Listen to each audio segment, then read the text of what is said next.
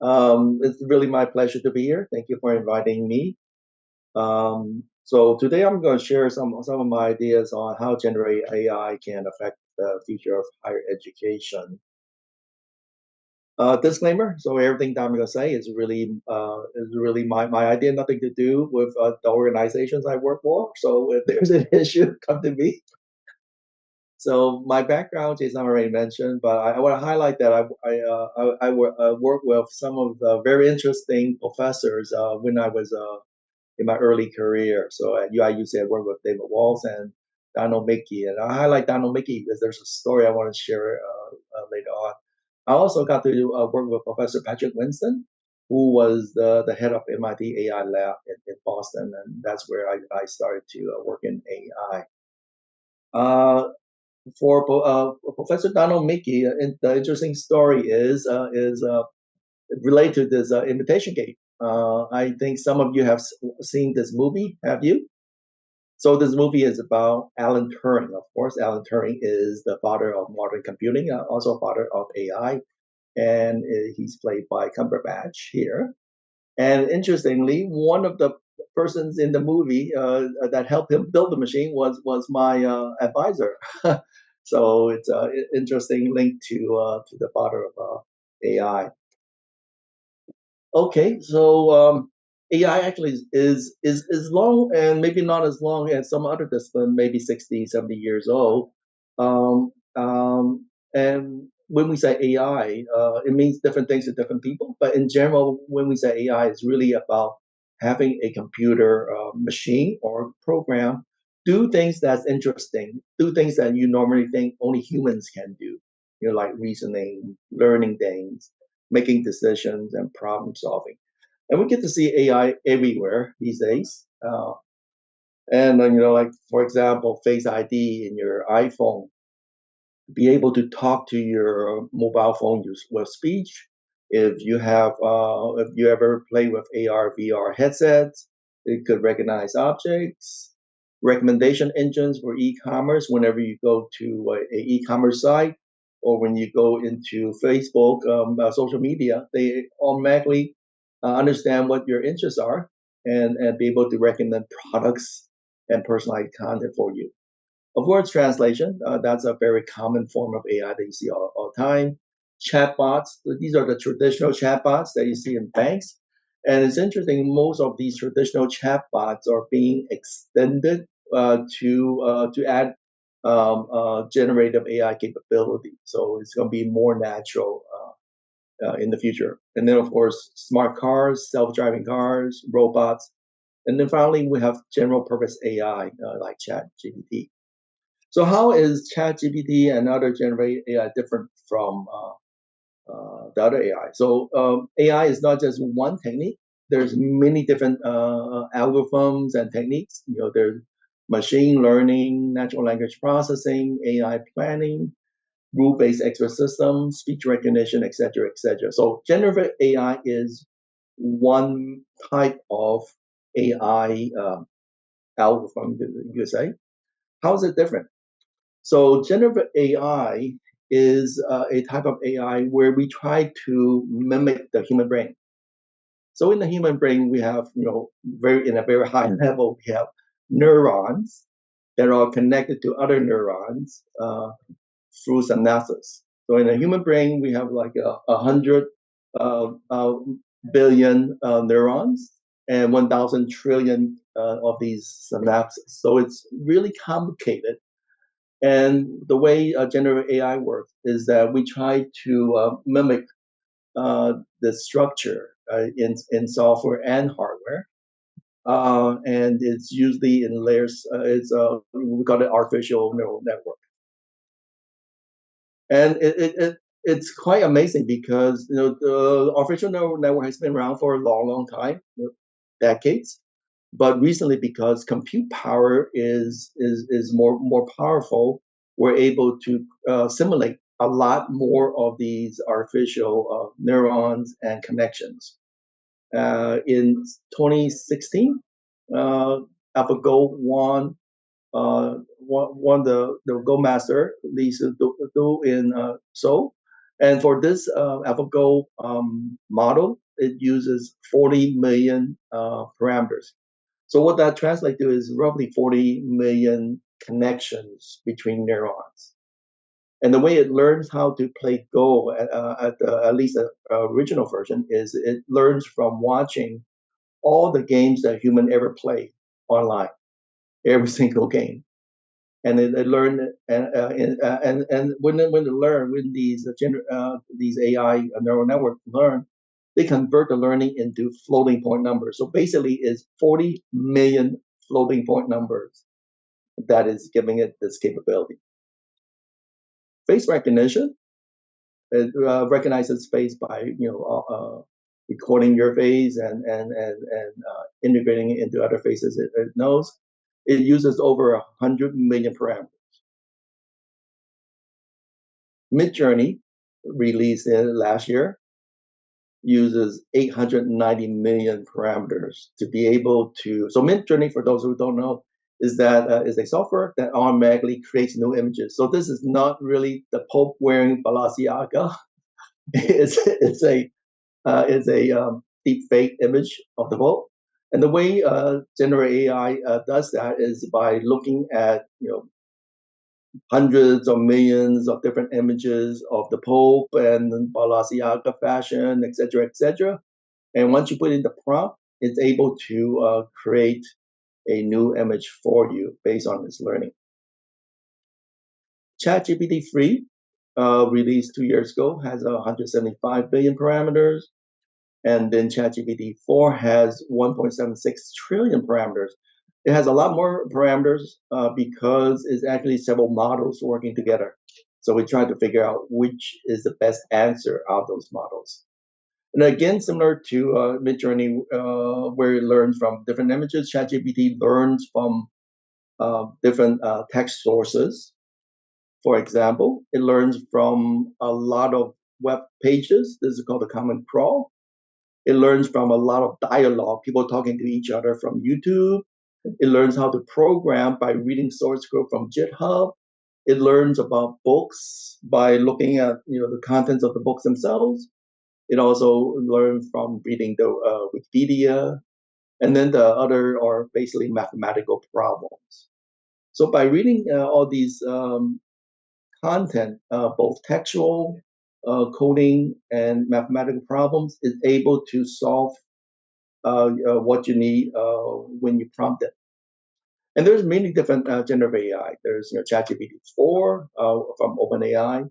And if you're using Microsoft Bing, there's a Bing Chat, which is free. It also uses ChatGPT 4.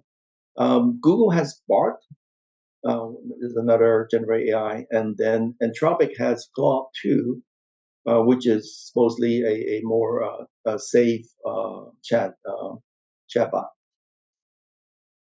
And you probably heard the performance of these generative AI like ChatGPT 4 is surpasses human in many of the tests. So in this chart, it passes a lot of standardized tests like GRE, AP.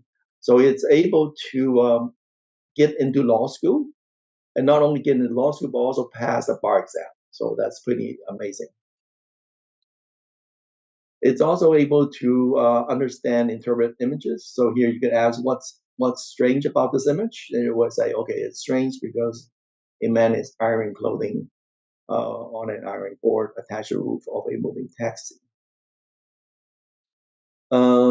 It can also generate different images. Could generate audio, could generate video. Here are 3 examples from Midjourney, Stable Diffusion 2, DALL-E 2. And this is a potential application for architects and interior designers. In fact, there are actually hundreds of these different apps that is based on generative AI. So there's apps that helps you generate images. There's apps that helps you with programming, create 3D models, etc., etc. And I think sooner or later, I think all apps will have some sort of generative AI integrated into it.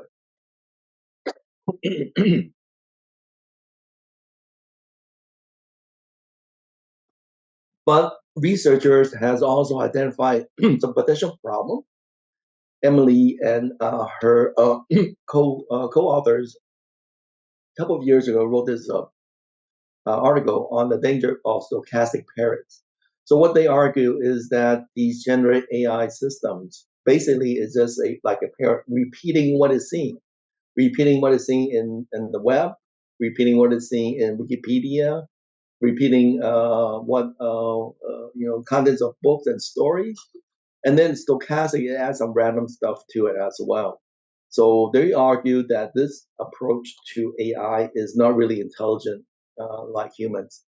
But if you ask other AI researchers, they might say, they might have a different opinion. They might say, actually, generative AI does have some sort of internal coding that might represent intelligence as well. So there's different sides to the argument. But if you're interested, you can read this paper. It's online. Okay, so that's a quick background of where generative AI is. How about opportunities in higher ed? I think this is what you are most interested in. And by the way, Jason, do you usually get questions as we go or at the end? Because either way is fine with me. Yeah, I think you can continue first, and then we ask questions at Yeah, the if end. you have any questions, just put it in the chat. That's fine. Yeah, you just put that in the chat bar, and I will remind you if I see any questions. Okay, very good. So just last week, Microsoft announced that they are collaborating with 8 of the UGC funded universities to provide them with Azure OpenAI services. And according to them, there's 4 different ways that ChatGPT can most benefit higher ed. So first is to benefit teachers. So teachers can use it for course development and evaluation. So GPT models can assist in course design by generating course content, supporting assessment design, and contributing to course improvement. And then for students, it could help student engagement and consultation. So generative AI can be like a 24/7 tutor that's available anytime to answer questions that student may have, help them with learning. On the research side, generative AI can, and I don't know if you have tried it, but you give generative AI a paper, it summarizes it within a second. So it can help you with research because very often when we do research, you read 20 papers, there's only one that's relevant maybe. So this kind of helped you narrow down the paper that you're most interested in, so you could do a deep dive into it. And then, of course, at the admin part, there's chatbot for university-wide operations, so you can have a chat GPT to answer questions that people might have about campus activities, whatnot, as well as maybe support the administrative functions like HR, finance, procurement, etc. So, basically, it's very comprehensive. It supports teaching, learning, research, and admin. And what I like to do is really to drill down on these 4 aspects that Gen AI can help higher ed. So teaching, obviously, teachers need to create syllabus. And it's a great way to do that because ChatGPT have seen syllabuses around the world. If not, you connect. If you're using ChatGPT with web function, it could go and find syllabuses from different universities, help consolidate the latest trends. It could help you maybe suggest exam questions,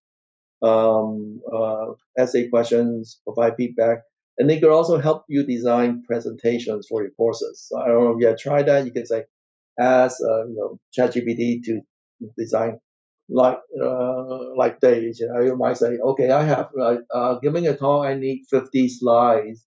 What should I put in each slide? It would tell you. Free slide or introduction, another slide, a set of slide, or whatever. And then, in addition, you can ask ChatGPT to actually fill in the slide for you. So if you have a slide on the background of generative AI, what should go in there? And then now with image generation, you can ask ChatGPT to generate images. And then some colleagues are experimenting with using personalized audio and video. These are deep fake audio and video that sounds just like you and looks just like you. So these virtual avatars. And so you could have a presentation with you, your face. A virtual avatar looks exactly like you and talk exactly like you. All you need to do is type in all the texts in each line, and they would just read it out as you would. So that's another way to create for teaching. For learning, of course, there's personalized learning paths. It helps students to solve problems by giving it hints. You don't necessarily need to ask ChatGPT for answer. You can ask it for hints to solve it. So it helps our students to enhance their learning. For research, there's data analysis. If you're using data in your research, literature review helps you find papers, helps you generate hypotheses, helps you polish your paper. And then you can also do peer review. So you could ask ChatGPT to make a write review for a particular paper and compare with your review mate.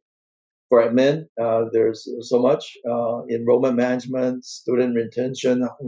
How do you retain your students? How do you allocate financial aid?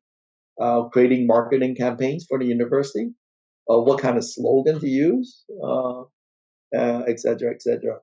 So we look deeper into each one, like teaching. So teaching, I think the best way is to use generative AI for experiential learning. What that means is that it's integrated as part of the course. So it's sort of like flip classrooms. So you use generative AI within a classroom setting where students work with generative AI to do problem solving, for example, come up with new ideas, and then they iteratively refine those ideas. They would question the ideas. They would add their own insights, make it even better. So that kind of helping students really learn how to use generative AI as part of the classroom learning would be useful because students will understand it's not just asking AI for a question and getting the answer. It's more of an iterative process. And what does the iterative process involve? Oh, you have to, there'll be things like critical inquiry. You can ask your AI questions. You can refine the answer and so forth. So having that as an integral part of teaching that's important. And teaching, of course, is generating syllabus that we mentioned. Potentially, you could generate personalized questions based on level of understanding. So you have different students with different learning levels. You can create different types of questions that is more suitable for the level that they are. You can even ask ChatGPT to create engaging and interactive learning activities, such as games, simulations, to help students understand complex concepts.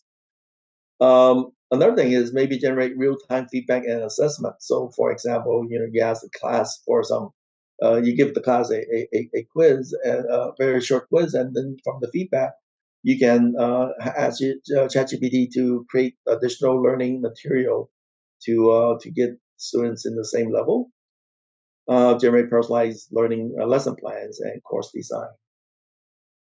For learning, it's really for students, and then we do learning as well. Use generative AI to improve creative and critical thinking and reflection skills. So it's very important to remind students Gen AI is not just an answer machine. You need to collaborate, work with generative AI. You need to talk to it. You need to ask it questions. You need to add in your own ideas in order to get really high quality answers. Of course, Gen AI can help improve the writing and presentation skills of students.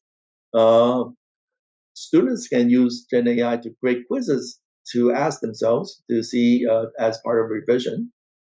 They can ask Generate AI for some resources for learning in subjects that, in particular areas that they find challenging. If you're doing coding, it could help with debugging. Most important, you need to really remind students the importance of transparency and formal acknowledgement. So, obviously, this is similar to any academic honesty, and where you need to be transparent on sources of your material. So, if you got the source from ChatGPT, you need to acknowledge that. You can also the students can also indicate where they made changes. What is the original version and what is the version that they have improved. For research, Gen AI can assist with literature review, background research, summaries, doing data analysis, assist with paper writing, peer review. I think we mentioned that. For university administration, ChatGPT and other generative AI can assist with data processing, charting, report writing. A lot of these things that we really don't want to do, but we have to. So we can leave it to ChatGPT.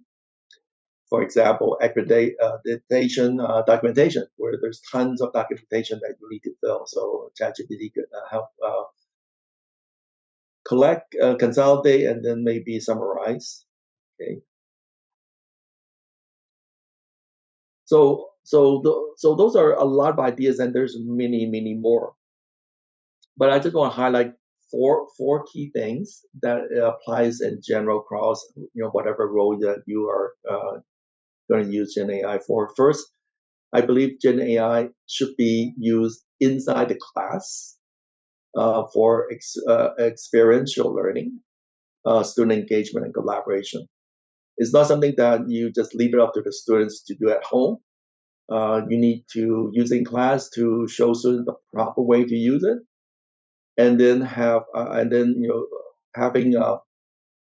if it's a flipped classroom, you have teams of students working together, sharing ideas, and then and learning from each other is very important. One of the reasons for doing that is that is not really that straightforward to use Gen AI. There's many different ways to use prompt, and you heard about prompt engineering.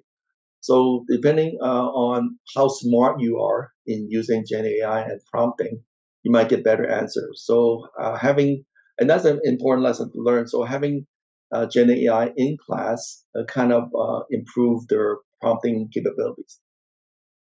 And then second is always it's important to remind people that generative AI is a process. You just don't go and ask a question, get an answer. You have to iteratively talk to the AI to refine the answer.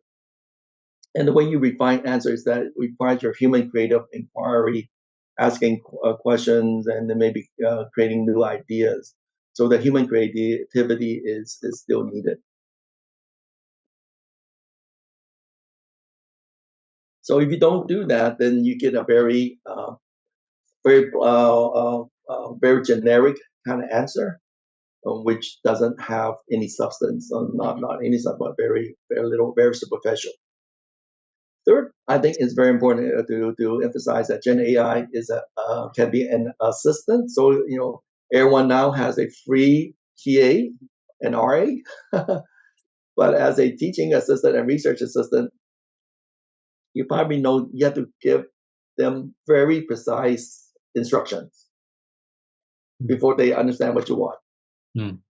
So that's very important. So you have to, people say garbage in, garbage out. So pretend Gen AI is an intern or teaching assistant or research assistant, and make sure you give very detailed and precise instructions. Gen AI can also be a tutor, so it doesn't have to be someone that always gives answers. It could be a tutor to tutor students in learning.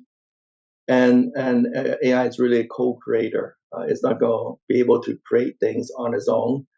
It does a much better job when it has your creativity involvement inside.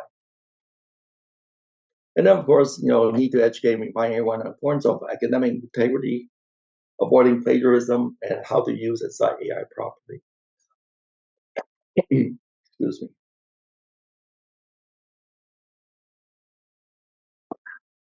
So one thing that's useful is Socratic questioning and critical inquiry. This might be something that you already teach students. Ways to talk to ChatGPT. You could clarify thinking. Why did you say that? Can you explain further? You can challenge assumptions. Use evidence in arguments. You can ask ChatGPT what evidence you have, etc., etc. So all these traditional techniques that dates back to Socrates has become useful again with generative AI. Okay, so you hear this a lot. AI will not replace you, but the person using AI will, and that's very important because in the workplace, and it happens so fast in the workplace, everyone's using AI already. Everyone's using ChatGPT.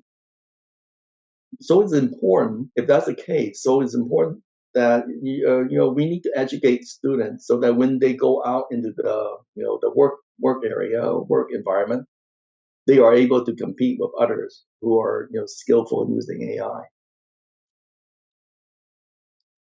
And my argument is, and that's one reason why generative AI is so transformational, is that higher ed, some people believe the higher ed can no longer concentrate on teaching skills that AI can perform well. If AI can write a piece of code very well, or if AI can help you polish your grammar and spelling well, let AI do it, because it's hard for it's hard for people to compete with AI in those areas because AI just does it so easily.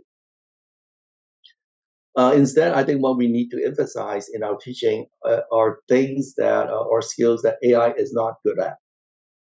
For example, AI is not good at creativity. Even when it creates images, it's based on our creative thinking, our prompting. AI is not good at critical and analytical thinking. So those are skills that we need to help our students sharpen their critical and analytical thinking skills. AI cannot is not good at judgment. It's not good at setting priorities because AI doesn't have any priorities. It's not good at interpersonal communication, and that's very important when you go into a work environment. Interpersonal communication is so important. Empathetic abilities, that's also very important. Having curiosity, and then forming some sort of opinion. AI has no opinion whatsoever. It only repeats basically what it read online and in Wikipedia and so forth. So I think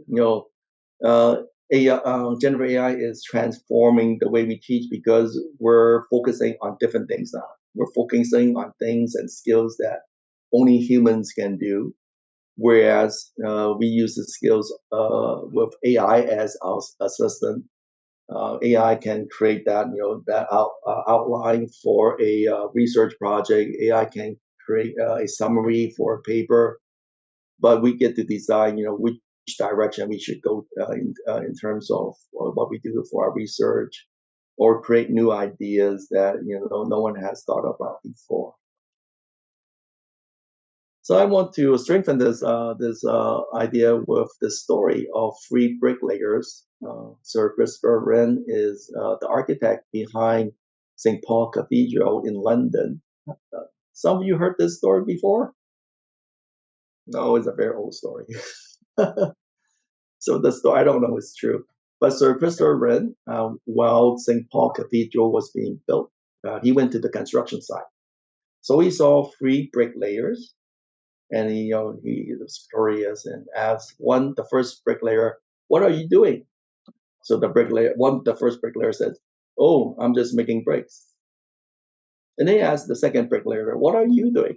"Oh, I'm just using the bricks this guy made and put it and making a wall." And then he asked the third bricklayer, he says, "I am creating the most magnificent cathedral for the Almighty." So what I'm trying to get to is that let AI do the bricks, let AI build the wall. Let's help our students be the third bricklayer who has this vision of a grander idea, have a vision of the bigger picture of what we're trying to do. And I think that's the way education is being transformed, is helping students sharpen their human skills and let AI do the I guess the heavy lifting in some of these professions. Okay, but I think it's also important to remind people that AI or generative AI is not all perfect. There's actually a lot of problems with generated AI. First of all, is privacy and security. So if you have enterprise license, then that's okay.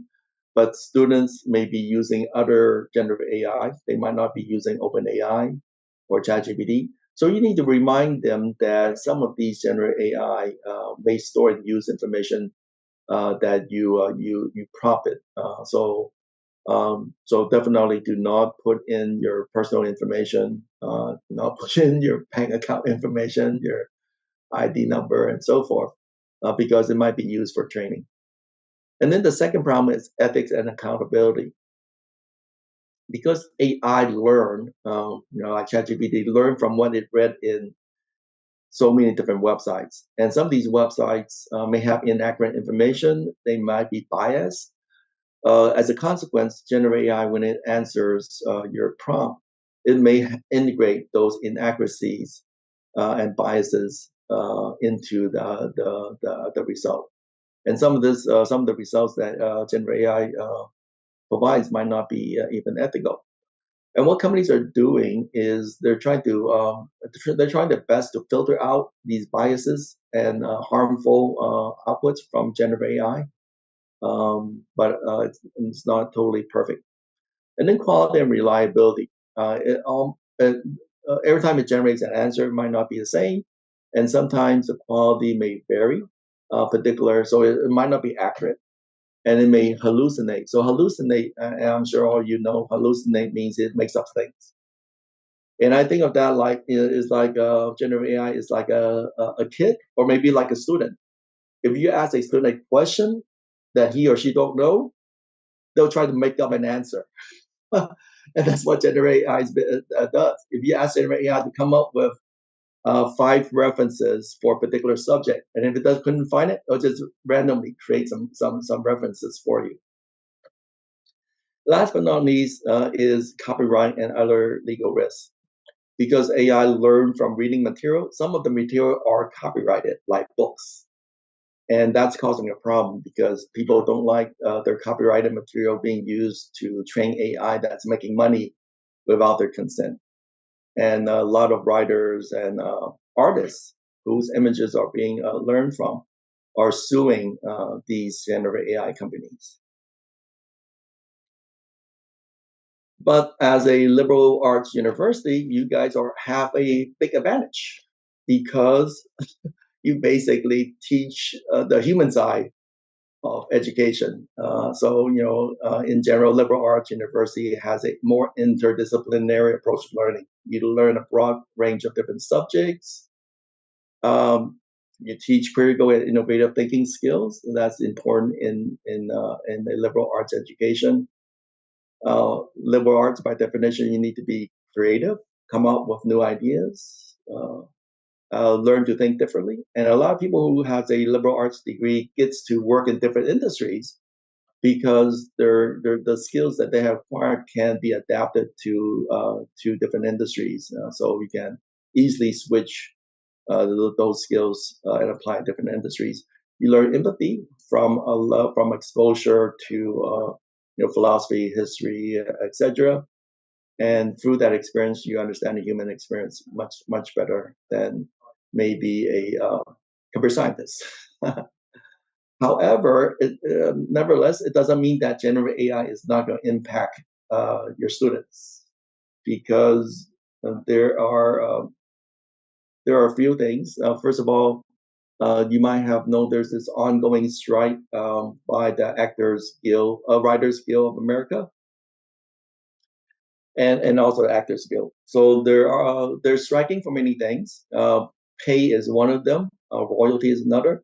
But they're also striking because these production companies and studios are arguing that they can use generative AI to write scripts, write write TV series. They might want to supplement humans with AI. So the Writers Guild Association is firmly against that.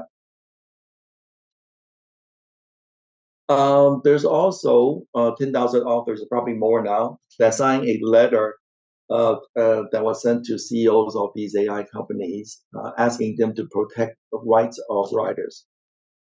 What that means is that these generative AI learn from reading books that these writers have written without their consent. So they're asking, if you want to use my book to learn and make your AI smarter, you have to have my agreement. Second, you need to compensate me for making your AI smart. And then third, whatever that you generate from my material, you have to give me royalty. So this is something that's ongoing. I think generative AI is going to impact everyone in different industries. Okay, I want to end by sharing this OpenAI Guide to Teaching, which was released just last week. I'm not sure everyone knows about this, but OpenAI has a mini site that has material specific for teaching. So it's called Teaching with AI. So you can Google that, and it's basically a small guide to help you create prompts. So here is an example prompt, and these prompts are pretty big. So don't be scared because normal prompts don't have to be that big, but but this kind of illustrate how you can create something more sophisticated than the normal question and answer. So this whole paragraph is basically a prompt that is asking ChatGPT to help a teacher plan a lesson, and it goes step by step. What ChatGPT should do. So ChatGPT could help you create lesson plans. It could create effective explanation, examples, and analogies. So here you could, so if you want to create a instructional, so it's like an instructional designer.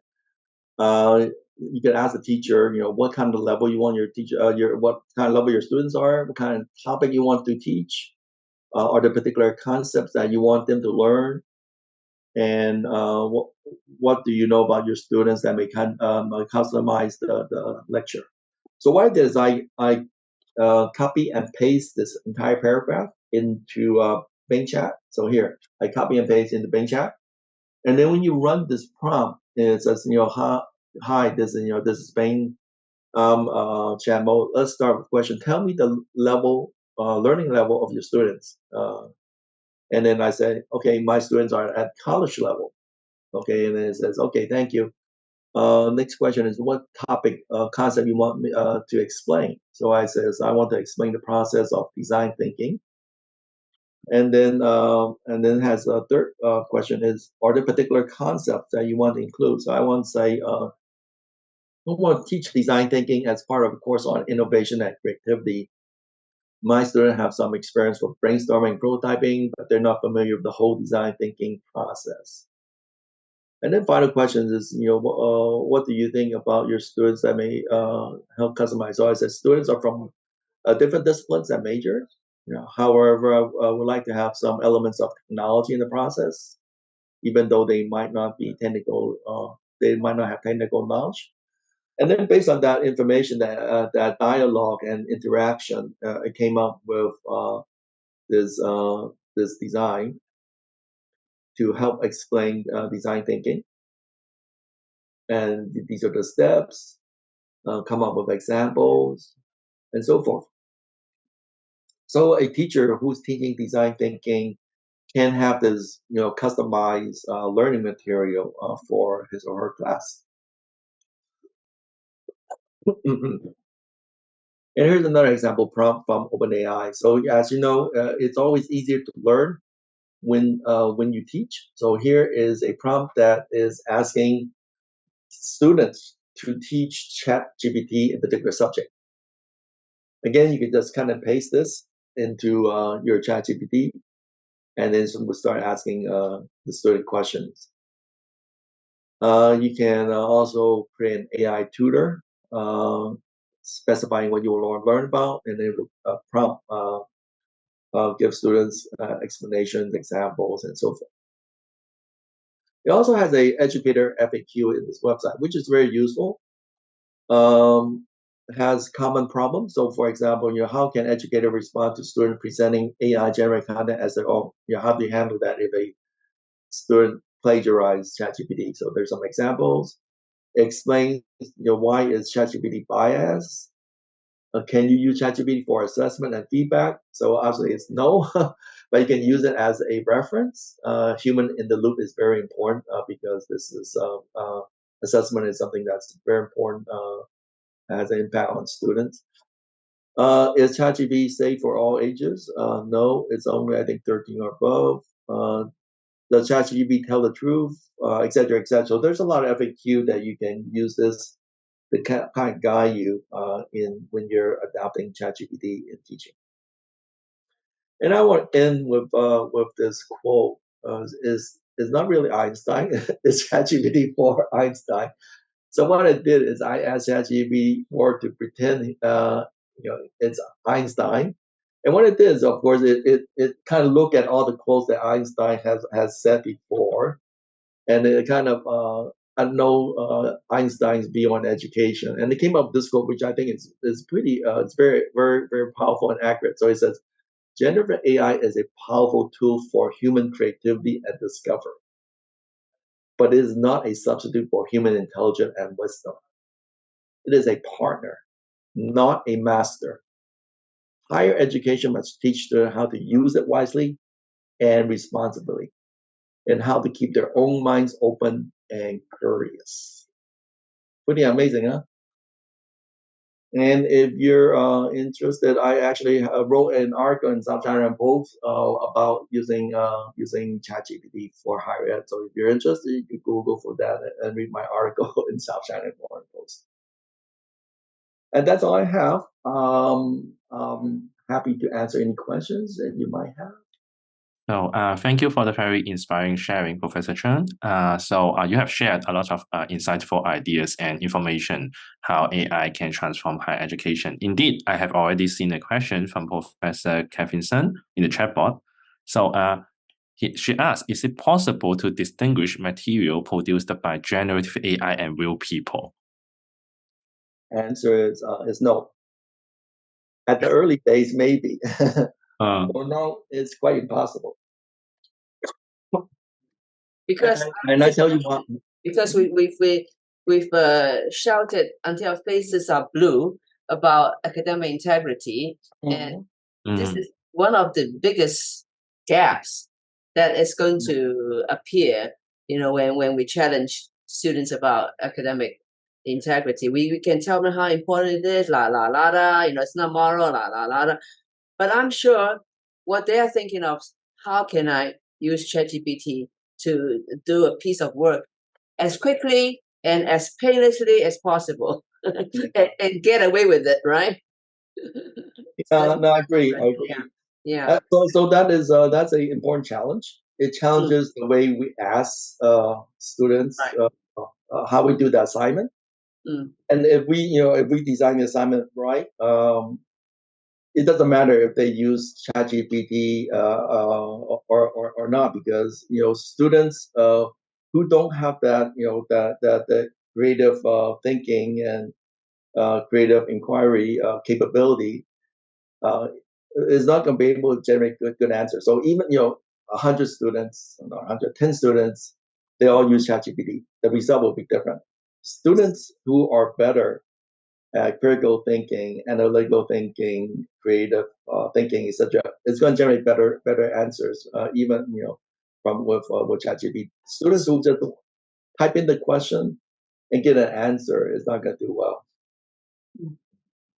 That's what I think. Actually, I want to ask a follow-up question on that. So I heard, actually, we know that there are some detection tools in the market. And I also learned that the accuracy rate of those detection tools is actually quite bad. So do you think that in the future, there's any slim possibility that the detection tool will be accurate enough for us to differentiate like AI-generated content and real people's content? No, like I said, it's going to be impossible. But I think the key thing is probably not to focus so much on that avoiding plagiarism, but helping students understand what is the best way to use AI. And the best way is, AI is just a collaborator. Is more like an assistant. You have to provide a lot of your own creativity in order to create good answers. So I think helping students make best use of AI is important rather than spotting, because you just use AI and then just cut and paste the answer. It's gonna be it's not gonna be a high quality answer. And then students who are really smart, what they do is now they're not going to cut and paste the answer. They're going to improve it. They'll add their own opinion. And like I said, when ChatGPT come up with a answer or reply, it's very generic. It's very it's very superficial. There's no opinion so you can tell from that if it's AI generated. But technically, there's no way to do it. I mean, there's so many tools to help students make output not like ChatGPT for output. So there's tools to fool whatever plagiarism tool you're using, turn it in or whatever. So there's tools that students use to mix the content, rephrase the content, etc. So I wouldn't bother try to do that. But Turnitin still has a good purpose if they take content from papers with the traditional use of Turnitin. If they cut and paste from papers verbatim, then it could recognize that.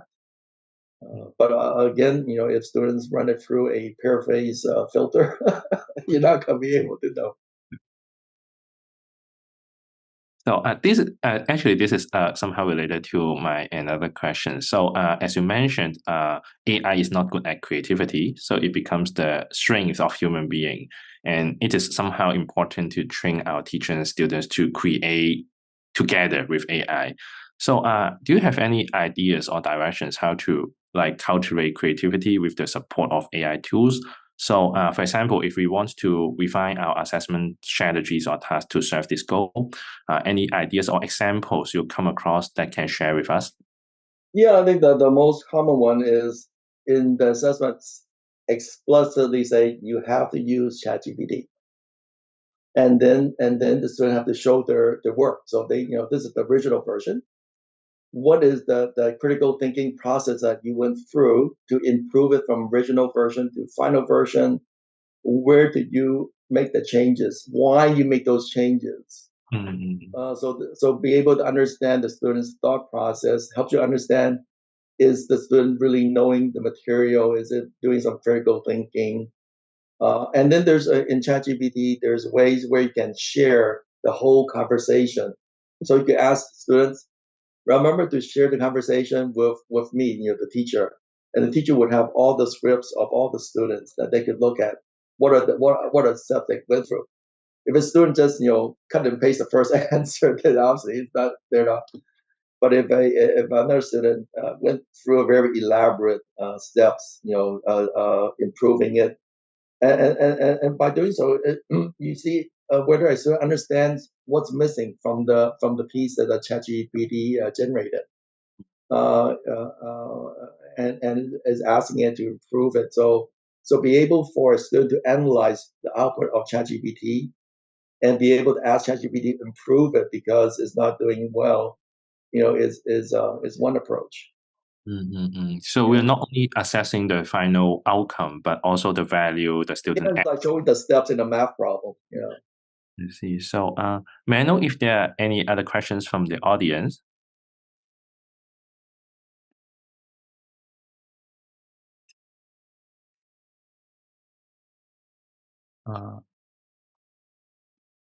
I think it makes sense to take a more preemptive approach. Just upfront ask the students, say, okay, use ChatGPT, right? Generate whatever you want to generate, and then show me how you are improving on the AI generated material. I think it's brilliant. instead of spending time trying to say, oh, did you copy this? Did you plagiarize that? Because I think we are quite, it is out of control. Currently we don't have the tools to detect plagiarism anymore as we used to, right? So I think I like what you've suggested, and it's definitely something we can all learn to use. And then the fact of life is that once you go out to work, everyone's using ChatGPT. Yeah. The boss doesn't care if you got it from ChatGPT or yourself, as long as you better train them well on how to use ChatGPT to come up with the best possible solutions or whatever. I think it's a very brilliant approach. Thank you. Thank you. And any other questions? If no, then do you mind if I ask one last question? I'm very interested in the copyright issue you mentioned. So as you said, AI may incorporate copyright materials and it results in a lot of controversies. So in your anticipation, do you foresee any strategies to tackle this issue, or the idea of copyright may be changed due to the popularity of AI? So what do you think about this? Yeah, I think the problem is that we don't know what's going to happen. It's still in courts. There's no clear decision as to what's going to happen. So potentially, people who use ChatGPT to create things might get into trouble. So we don't know. But what companies are doing in the industry is that they're creating their own internal ChatGPT. So they're not using ChatGPT, but they use an internal LLM that only has knowledge that they can control. So, for example, it's like a knowledge portal, but instead of a knowledge sharing portal, ChatGPT, this LLM reads all the content. For university, you have a lot of documents and so forth. So you might have a LLM that knows everything about your university, all the policies and whatnot. And that could be much smaller because a lot of companies, they don't need a AI that knows everything in the world. They only need an AI that knows about their company, their products and services and so forth. They don't need AI to write a poem or write a story or murder mystery. So companies are trying to avoid the copyright issue by creating their own ChatGPT with data sources that they control that's not copyrighted. Even in China has this generative AI regulation that they finalized, I think, a couple of months ago. It specifically say that all generative AI models in China cannot use copyrighted material.